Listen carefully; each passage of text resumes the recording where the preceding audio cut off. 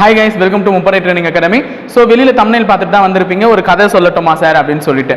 So அந்த கதையை தான் இப்போ நான் சொல்ல போகிறேன். கதைன்றதை விட இது ஒரு ஜஸ்ட் ஒரு மோட்டிவேஷன் தான். ஸோ வீடியோவை ஸ்கிப் பண்ணாமல் பாருங்கள். என்ன மோட்டிவேஷன் அப்படின்றதையும் பார்க்கலாம். நெக்ஸ்ட் நான் சொல்லக்கூடிய இன்ஃபர்மேஷன்ஸையும் அங்கங்கே கேதர் பண்ணி வச்சுக்கோங்க, ஓகேங்களா? ஸோ ஃபஸ்ட்டு கதைக்குள்ளே போகலாம். இப்போ நம்ம எல்லாருமே வந்து ஒரு காம்படிட்டிவ் எக்ஸாம்ஸ்க்கு தான் படிச்சுட்டு இருக்கோம், ஏதோ ஒரு போட்டித் தேர்வுக்கு தான் படிச்சுட்டு இருக்கோம். அந்த போட்டித் தேர்வு எழுதுகிற ஒரு 2 பேர் பேசுகிறாங்கன்னு வச்சுப்போமே. அந்த 2 பேர் என்ன பேசிட்டு இருக்காங்க அப்படின்னு பார்த்தீங்கன்னா, ஒருத்தன் வந்து இன்னொருத்தர்கிட்ட சொல்கிறாராம், இந்த மாதிரி வந்து நம்மளும் கடவுள் மாதிரியே இருந்துட்டு இருக்கலாம், அப்பதான் நம்ம நினைச்சதெல்லாம் நமக்கு நடந்திருக்குமோ என்னவோ அப்படின்றாங்களா. ஏன் அப்படி சொல்றீங்கன்னா, என்னடா ஒரு எக்ஸாம் வரமாட்டேங்குது, நோட்டிபிகேஷன் நம்ம வருமானு எதிர்பார்க்கிறோம், அது வரமாட்டேங்குது, நான் நினைக்கிறேன் அது நடக்க மாட்டேங்குது. சரி, அப்படி எழுதின எக்ஸாம்ஸ்ல நம்ம பாஸ் பண்றோமா, கரெக்டான கட் ஆஃப் எடுத்துன்னு பார்த்தோன்னா அதுவும் நான் நினைக்கிறேன் அது நடக்க மாட்டேங்குது. ஸோ இந்த மாதிரி நம்ம நினைக்கிறது எதுவுமே நடக்க மாட்டேங்குது. ஆனால் ஒரு கடவுளா இருந்தால் அவர் என்ன நினைச்சாலும் அது நடக்குது இல்லை. அப்போ கடவுளா இருந்தால் தான் நினைக்கிறதுலாம் நடக்கும் போல இருக்கு அப்படின்னு சொல்லிட்டு கேட்கிறானா. அப்படி எப்படி நான் சொல்றேன், கடவுள் தான் நினைக்கிறது நடக்கும்னு சொல்லிட்டு இவர் கேட்கிறாராம். அதுக்கு அவன் சொல்றானா, கடவுளுக்குலாம் 4 கை இருக்குல்ல, அதனால தான் அவர் என்ன நினைக்கிறாரோ அது நடக்குது. அந்த 4 கையை வச்சு அவர் எல்லா விஷயத்தையும் செஞ்சு முடிச்சுக்கிறாரு, அதனால தான் அவர் எல்லாத்தையும் நினைச்சதெல்லாம் சாதிச்சுட்டு போறாரு அப்படின்னு சொல்லிட்டு. அப்ப இவர் சொல்றாராம், கடவுளுக்கு மட்டும் 4 கை இல்லடா, மனுஷனா அவரால் படைக்கப்பட்ட மனிதர்களாகிய நமக்கும் 4 கை இருக்கு. அந்த 4 கை இருந்தா நம்மளும் பொழைச்சிக்கலாம் தான், நமக்கு 4 கையை வந்து இறைவன் வந்து கொடுத்திருக்காரு அப்படின்றான். இவன் உடனே என்ன எங்கடா சொல்றேன், நமக்கு பாரு 2 கை தானே இருக்கு, எங்க 4 கை இருக்கு அப்படின்னு கேட்கிறானா.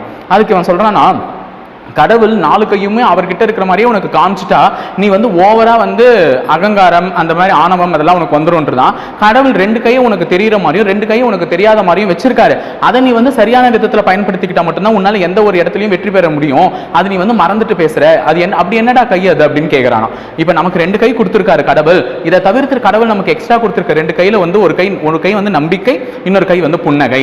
ஸோ நம்பிக்கையோட நம்ம ஒரு வேலையை இந்த 2 கையை வச்சு நீங்க செஞ்சீங்கன்னா இறுதியில கண்டிப்பா உங்களுக்கு புன்னகை தரக்கூடிய விதமா தான் ஒரு ரிசல்ட் வந்து அமையும் அப்படின்றானா. என்னடா சொல்றேன், எனக்கு சரியா சொல்ல புரியலன்னா, இப்ப நோட்டிபிகேஷன் வருமா வராதா, இது வந்து உனக்கு சந்தேகத்துக்கு இடமா தான் இருக்கு. அதே மாதிரி எழுதுற எக்ஸாம்ல நீ பாஸ் ஆவியா பாஸ் ஆக மாட்டா, இதுவும் உனக்கு ஒரு சந்தேகத்துக்கு இடமா தான் இருக்கு.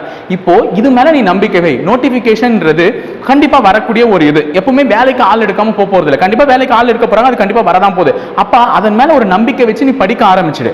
அப்ப படிக்க ஆரம்பிச்சாதான் உனக்கு என்ன கிடைக்கும் அப்படின்னு பாத்தீங்கன்னா, இந்த 2 கை உனக்கு கடவுள் கொடுத்திருக்கிறது, இதை வைத்து முயற்சி செய்யன்னு சொல்றதுதான். அப்ப நம்பிக்கையோட இந்த 2 கைகளை வச்சு நீ முயற்சி செஞ்சு ஒரு தேர்வில் நீ வெற்றி பெற்ற இறுதியில உங்களுக்கு மலரப்போகுது என்ன, புன்னகை.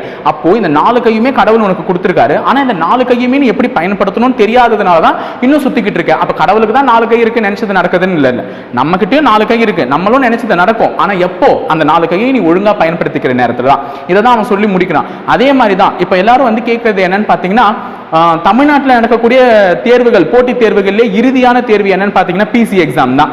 அது எல்லாருக்குமே தெரியும். அதாவது வந்து ஒரு ஈஸியஸ்ட் எக்ஸாம் அப்படின்னு பாத்தீங்கன்னா 2ஆம் நிலை காவலர் தேர்வுக்கான எக்ஸாம். ஸோ அதை தவிர்த்து மற்ற எக்ஸாம்ஸ்ல கொஞ்சம் கஷ்டமான எக்ஸாம்ஸ் தான். ஆனா இந்த 2ஆம் நிலை காவலர் தேர்வையே நீ கஷ்டமா ஃபீல் பண்ற அப்படின்னா காரணம் என்னன்னா, அந்த எக்ஸாமுக்கான போர்ஷன் தெரியுறது இல்லை, இல்லைன்னா அந்த நோட்டிபிகேஷன் வந்தாதான் நான் படிப்பேன் உட்காந்துட்டு இருப்பேன். இப்படி இருக்கிறதுனால தான் அந்த கொஸ்டின் பேப்பர் பார்க்கும்போதே உனக்கு அது எப்படி தெரியுது, கஷ்டமா தெரியுது. ஆக மொத்தத்தில் முன்னாடியே ஒரு நம்பிக்கை வச்சு இந்த எக்ஸாம் வரதான் போகுது, கண்டிப்பா ஏதாவது ஒரு வருடத்திலேயாவது 2ஆம் நிலை காவலர் தேர்வுகள் எடுக்காம போயிருக்காங்களா, அதாவது வந்து விட்டு போயிருக்கும், ஒரு இடையில 2 வருடங்கள் அல்லது 1 வருடங்கள் வந்து தேர்வு நடைபெறாமல் போயிருக்கும். காரணம் என்ன வேணா இருந்திருக்கலாம். ஆனா அதுக்கு அடுத்த வருடம் கண்டிப்பா தேர்வானது வரும்ன்ற நம்பிக்கை இருக்குல்ல, கண்டிப்பா தேர்வுகள் வந்துகிட்டு தான் இருக்கும். ஏன்னா அவங்களுக்கு 2ஆம் நிலை காவலர் தேர்வுகளும் தேவை, எஸ்ஐயும் தேவை. ஸோ டிஎன்பிஎஸ்சியில் group 1, group 2, group 2A and then 4 இந்த மாதிரி போஸ்டிங்ஸ்க்கு ஆட்களும் தேவை. ஸோ எல்லா விதத்திலையும் எக்ஸாம் ஆனது கண்டிப்பாக நடைபெறக்கூடிய ஒன்று தான். கொண்டும் தேர்வு வைக்காம ஒரு அரசு பணிக்கு தேர்வர்களை வந்து என்ன பண்ண போறது இல்ல, சூஸ் பண்ண போறது இல்ல.